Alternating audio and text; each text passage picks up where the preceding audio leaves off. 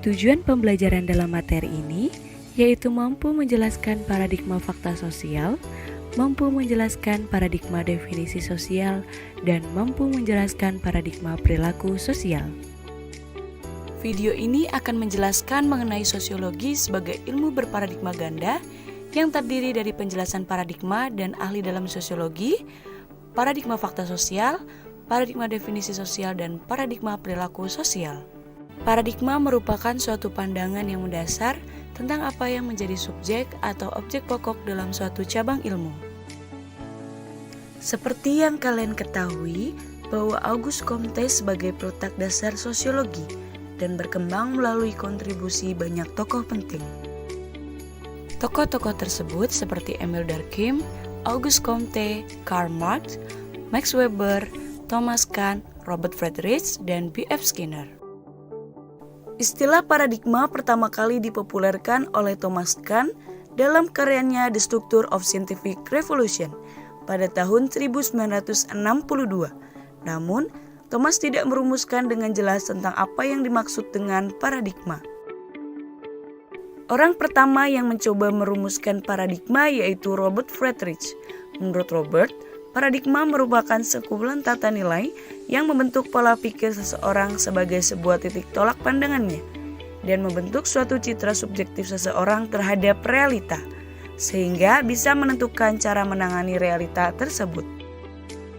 Video ini akan membahas mengenai sosiologi sebagai ilmu yang berparadigma ganda.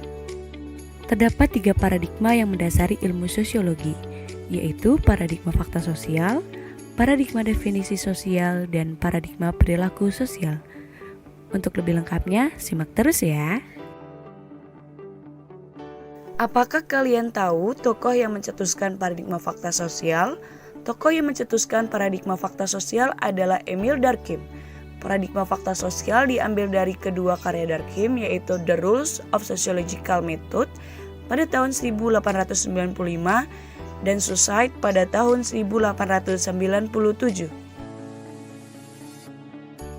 Paradigma fakta sosial adalah cara pandang yang dilakukan dengan kajian ilmu sosial melalui fakta-fakta atau realitas yang terjadi di dalam kehidupan bermasyarakat. Contohnya yaitu tindakan korupsi yang merupakan perilaku menyimpang. Secara sadar, mereka sudah tahu bahwa korupsi adalah hal yang salah. Akan tetapi, demi terwujudnya keinginan seseorang untuk menguasai uang dan menjadi kaya, mereka akan tetap melakukannya. Dari contoh tersebut menekankan bahwa fakta-fakta dalam lingkungan masyarakat tergantung dengan cara pandang setiap individu. Paradigma ini mencakup 2 perspektif teoritis, yaitu teori fungsionalisme struktural dan teori konflik. Seperti apakah teori tersebut? Mari kita simak bersama. Sejatinya, masyarakat adalah bagian dari organisme yang akan memilih hidup dengan kedamaian, ketentraman, dan ketenangan. Setiap masyarakat memiliki keinginan untuk menciptakan kehidupannya dengan baik, yakni melalui cara berkelompok. Hidup ini juga tidak bisa terpisah dari fakta sosial serta realitas sosial yang akan menjadi keseimbangan sosial. Penjelasan tersebut merupakan teori fungsionalisme struktural. Teori ini dipelopori oleh Émile Durkheim dan diperluas oleh tokoh-tokoh lain seperti Robert Camerton. Kehidupan masyarakat yang berkelompok dengan hidup tentram, damai, dan tenang dapat dicontohkan melalui membayar pajak. Membayar pajak yang dilakukan masyarakat sesungguhnya untuk kepentingan bersama, baik dari segi pembangunan infrastruktur maupun ekonomi. Masyarakat yang rajin dalam membayar pajak secara tidak langsung telah memikirkan kebersamaan hidupnya. Dalam contoh tersebut menekankan pentingnya fungsi-fungsi sosial dalam menjaga stabilitas dan keharmonisan masyarakat. Dan yang terakhir yaitu teori konflik.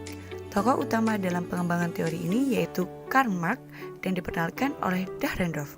Ia berpendapat bahwa ada sebuah dasar yang menjadi penyebab konflik, mulai dari wewenang atau posisi tertentu seorang individu, dan seringkali konflik yang disebabkan oleh individu terjadi karena keinginannya untuk mengubah sesuatu yang dirasa tidak adil.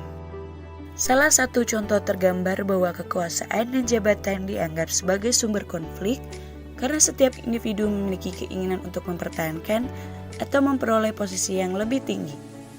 Karena pada dasarnya konflik tersebut dapat terjadi ketika setiap individu bersaing untuk kekuasaan dan sumber daya yang terbatas. Contoh tersebut menekankan bahwa konflik sebagai salah satu aspek sentral dalam interaksi sosial dan masyarakat. Paradigma yang kedua yaitu paradigma definisi sosial. Apakah kalian tahu tokoh yang mencetuskan paradigma definisi sosial? Tokoh yang mencetuskan paradigma definisi sosial adalah Max Weber. Paradigma definisi sosial diambil dari analisis Weber tentang tindakan sosial atau social action.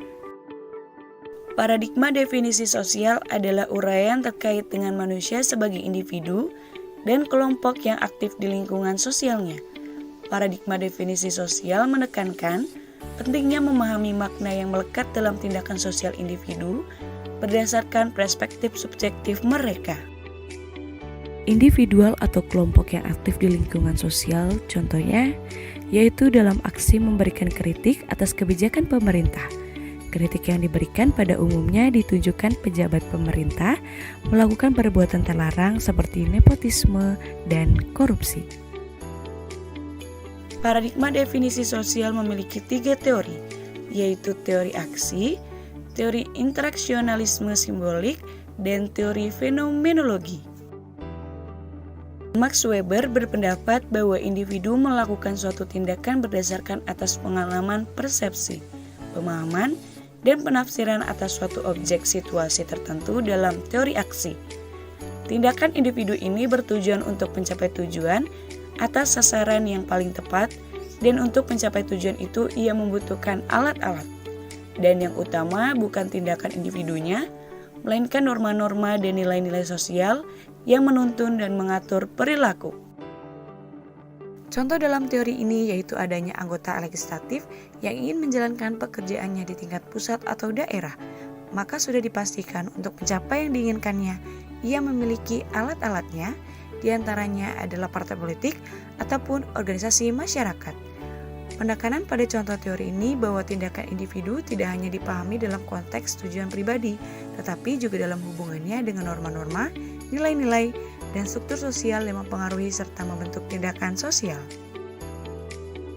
Tindakan individual yang juga memperhatikan norma-norma dan nilai-nilai sosial contohnya yaitu adanya anggota legislatif yang ingin menjalankan pekerjaannya di tingkat pusat atau daerah.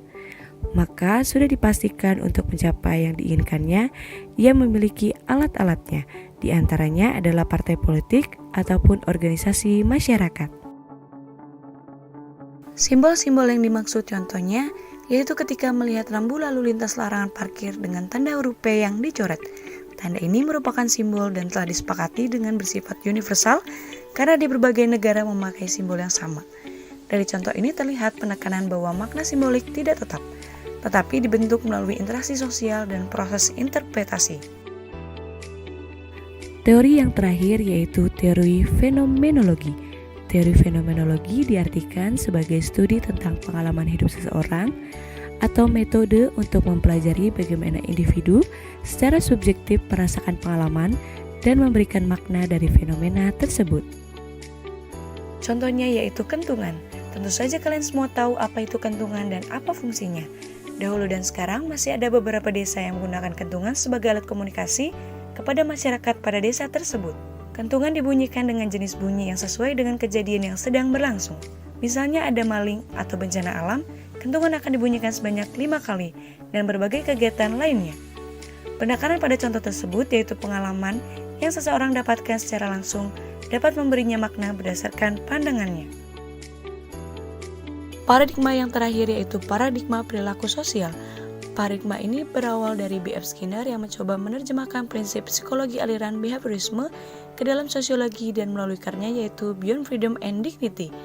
Paradigma perilaku sosial memusatkan perhatiannya kepada hubungan antara individu dan lingkungannya yang terdiri atas macam-macam objek sosial dan non-sosial dengan menggunakan konseptual bahwa individu sebagai faktor sosial yang memiliki kebebasan. Contoh hubungan tersebut yaitu seorang siswa mengikuti perlombaan yang mewakilkan sekolahnya dan memenangkan lomba tersebut. Maka siswa tersebut akan mengharumkan nama sekolah dan dapat mengikuti lomba lainnya. Penekanan pada contoh tersebut yaitu pentingnya memahami makna bahwa individu memiliki kebebasannya sebagai faktor sosial dalam lingkungannya. Terdapat 2 teori dalam paradigma perilaku sosial, yaitu teori behavioral sociology dan teori exchange. Teori behavioral sociology merupakan sebuah teori yang berasal dari konsep psikologi perilaku. Teori ini memusatkan perhatiannya kepada hubungan antara akibat dari tingkah laku yang terjadi di dalam lingkungan seseorang dengan tingkah laku seseorang. Akibat dari tingkah lakunya yang terjadi di masa lalu mempengaruhi tingkah laku yang terjadi di masa sekarang. Contohnya yaitu Meira, seseorang yang memiliki cukup banyak pengikut di sosial medianya dan memiliki pengaruh terhadap pengikutnya. Ia sering membagikan foto mengenai outfit atau pakaian yang ia pakai mulai dari baju, celana atau rok, tas, sepatu, dan kerudung. Ia juga mencantumkan online shop tempat ia membeli barang tersebut. Karena banyak pengikutnya yang menanyakan seperti, bajunya lucu sekali, beli di mana kak? Dengan begitu, banyak yang meniru cara ia berpakaian. Penekanan pada contoh tersebut yaitu perlu diingat bahwa hubungan timbal balik antara individu berperan besar dalam hubungan sosial. Teori terakhir yaitu teori pertukaran sosial atau teori exchange. Teori exchange menyatakan bahwa dalam hubungan sosial terdapat 3 unsur, yakni unsur balasan, pengorbanan, dan keuntungan yang saling mempengaruhi. Teori ini menjelaskan bagaimana seseorang memandang hubungan kita dengan orang lain sesuai dengan anggapan diri orang tersebut terhadap keseimbangan antara apa yang diberikan dalam hubungan itu. Contoh dari hubungan timbal balik tersebut yaitu seorang siswa merasa bahwa setiap temannya yang ada di kelasnya berusaha untuk memperoleh sesuatu dari dirinya. Pada saat itu juga tentunya ia akan memberikan apa yang teman-temannya butuhkan. Setiap individu yang menjalin hubungan mempunyai tujuan untuk memperhatikan sesama. Adapun suatu kemungkinan yang terjadi apabila biaya yang dikeluarkan tidak sesuai dengan apa yang didapatkannya, justru akan timbul rasa apa yang diterimanya terlalu rendah terhadap apa yang dikeluarkannya. Penekanan dari contoh tersebut yaitu fungsi sosial juga berperan besar dalam menjaga keharmonisan antar individu.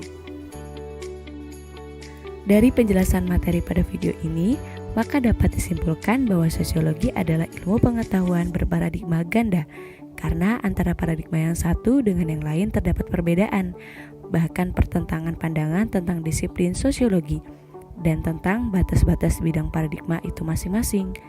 Ada 3 paradigma yang mendasari ilmu sosiologi ini, yaitu paradigma fakta sosial, paradigma definisi sosial, dan paradigma perilaku sosial, beserta cabang-cabang teori yang mendukung konstruk paradigmanya. Bagaimana teman-teman? Apakah sudah paham mengenai paradigma sosiologi? Aku harap kalian semua sudah paham dan dapat mengingatnya dengan mudah.